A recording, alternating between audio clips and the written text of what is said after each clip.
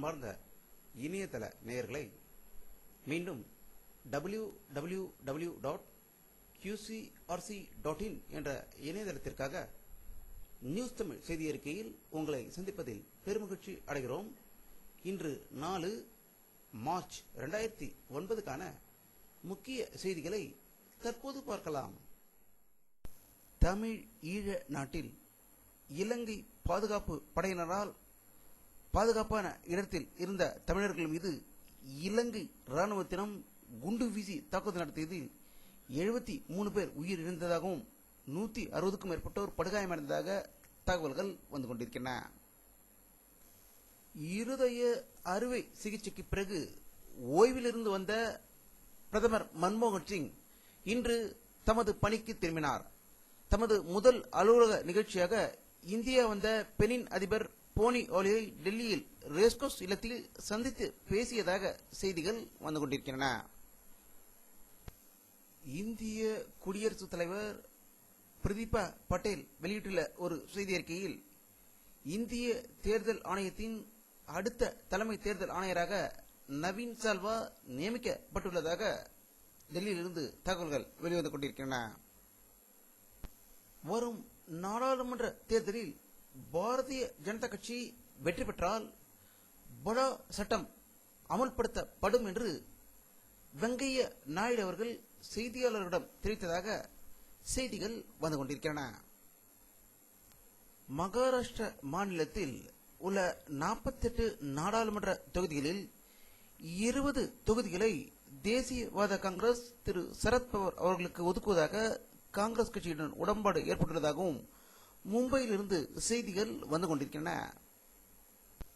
இந்தியாவில் மிக பெரிய மாநிலமான உத்தரப்பிரதேச மாநிலத்தில் காங்கிரஸ் தனித்து போட்டியிடப் போவதாகவும் 24 தொகுதிகள் வேட்பாளர்கள் அறிவிக்கப்பட்டுள்ளதால் அது சமாஜ்வாடி கட்சியுடன் கூட்டணியிட முடிவுக்கு வந்துவிட்டதே என்று செய்திகள் வெளியாகிக் கொண்டிருக்கின்றன. வரும் நாடாளுமன்ற தேர்தலுக்கு ஏ.ஆர். ரகுமான் பாடிய ஜெய் ஹோ என்ற பாடலை காங்கிரஸ் கட்சி காப்புரிமை பெற இருப்பதாகவும் அந்த பாடலை தேர்தலில் பிரச்சாரத்துக்கு பயன்படுத்த இருப்பதாக டெல்லியில் இருந்து தகவல்கள் வந்து கொண்டிருக்கின்றன. முந்தைய சோதனையில் இலக்கை தாக்க தவறிய 290 கிலோமீட்டர் தொலைவில் உள்ள இலக்குகளை தாக்கவல்ல புதிய வகை பிரமோஸ் அதிவேக ஏவுகணை இன்று ராஜஸ்தான் பாலைவனம் பொக்ரானில் நடந்த சோதனையில் வெற்றிகரமாக இலக்கை தாக்கியதாக செய்திகள் வந்து கொண்டிருக்கின்றன. தமிழக முழுவதும் சப் இன்ஸ்பெக்டர்கள், இன்ஸ்பெக்டர்கள், டிஎஸ்பிக்கள், கூடுதல் டிஎஸ்பிக்கள் உள்ளிட்ட அதிகாரிகளின் பெயர் பட்டியலை தயாரித்து 1400 போலீஸ் அதிகாரிகள் அதிரடியாக மாற்றம் செய்ய வேண்டும் என்று தேர்தல் ஆணையம் உத்தரவிட்டுள்ளதாக தகவல்கள் வந்து கொண்டிருக்கின்றன. திண்டுக்கல் மாவட்டத்தில் உள்ள தபால் நிலையத்தில் 1.5 கோடி ரூபாய் சேமிப்பு கணக்கில் மோசடி செய்ததாக சிபிஐ அதிரடி சோதனை செய்ததாகவும் அங்கு பணியாற்றிய பெண் அதிகாரி வீட்டில் சிபிஐ அதிரடி விசாரணை நடத்தி கொண்டிருப்பதாக திண்டுக்கல்லிலிருந்து செய்திகள் வந்து கொண்டிருக்கின்றன. எனது அறிக்கைக்கு பதில் தருவதாக நினைத்துக் கொண்டு எந்த சம்பவத்தை எதனுடன் ஒப்பிடுவது என்று கூட தெரியாமல் தன் மனம் போன போக்கில் தனது அறியாமையை தனது அறிக்கையின் மூலம் வெளிப்படுத்தியிருக்கிறார் கருணாநிதி. ஆகையால் அரசியலில் இருந்து நிரந்தர ஓய்வு எடுத்துக்கொள்வதுதான் கருணாநிதிக்கு நல்லது, தமிழக மக்களுக்கு நல்லது என்று அதிமுக பொதுச் செயலாளர் செல்வி ஜெயலலிதா அவர்கள் இன்று அறிக்கை வெளியிட்டிருக்கிறார்கள். வன்னியர்களின் பொது சொத்து நல வாரியம் அமைப்பது குறித்து செய்தி வரக்கூடாது என்று பத்திரிகை அலுவலகங்களுக்கு தலைமை தேர்தல் அதிகாரி நரேஷ் குப்தா போனில் பேசி தடுக்க பார்த்தார் என்று தமிழக முதல்வர் கருணாநிதி திடீரென்று ஒரு குற்றச்சாட்டை கூறியிருக்கிறார்.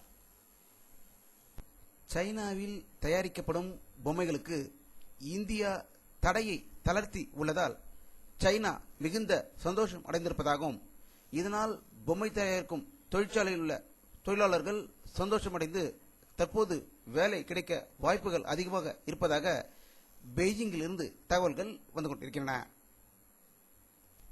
இந்தியாவில் 210ஆம் ஆண்டு நடக்கவுள்ள காமன்வெல்த் விளையாட்டுப் போட்டியை மிக அதிக பாதுகாப்புடன் நடத்த இருப்பதாக டெல்லியிலிருந்து தகவல்கள் வந்து கொண்டிருக்கின்றன.